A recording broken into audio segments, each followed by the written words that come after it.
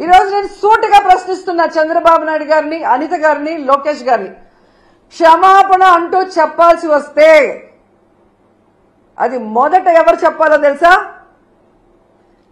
కోడలు మగబిడ్డని కంటే అత్త సంతోషించదని ఆడవాళ్ల పుట్టుకనే అవమానించిన చంద్రబాబు నాయుడు ముందు క్షమాపణ చెప్పాలి. ఆడపిల్ల కనిపిస్తే ముద్దు పెట్టాలి లేదా కడుపైనా చేయాలి అన్న బాలకృష్ణ గారు క్షమాపణ చెప్పాలి. అలాగే మీరు చూస్తే జగనన్న తన కూతుర్లు చూడటానికి లండన్కి వెళ్ళినప్పుడు ఆయన గురించి నీచంగా మాట్లాడిన లోకేష్ క్షమాపణ చెప్పాలి.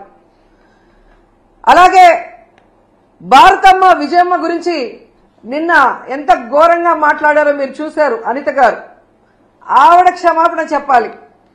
అలాగే నన్ను బండారు సత్యనారాయణ ద్వారా ఎంత దారుణంగా ఎంత బూతులతో మాట్లాడించారో దానికి బండారు సత్యనారాయణ మాట్లాడించిన చంద్రబాబు నాయుడు, లోకేష్ క్షమాపణ చెప్పాలి. అలాగే మీరు చూస్తే ఆఫీసర్స్ ని గతంలో హోమ్ మినిస్టర్ గా చేసిన సుచరిత గారిని, అలాగే నన్ను చాలా వల్గర్ గా మాట్లాడిన ఇప్పటి స్పీకర్ బండారు సత్యనారాయణ గారు క్షమాపణ చెప్పాలి. అలాగే ఈ మధ్య కాలంలో టీడీపీ ఆఫీస్ నుంచి ఒక సైకో చేబ్రోల్ కిరణ్ అనేవాడు భారతీ మేడం ని ఎంత అసభ్యంగా మాట్లాడారో మీరు అందరూ కూడా గమనించారు.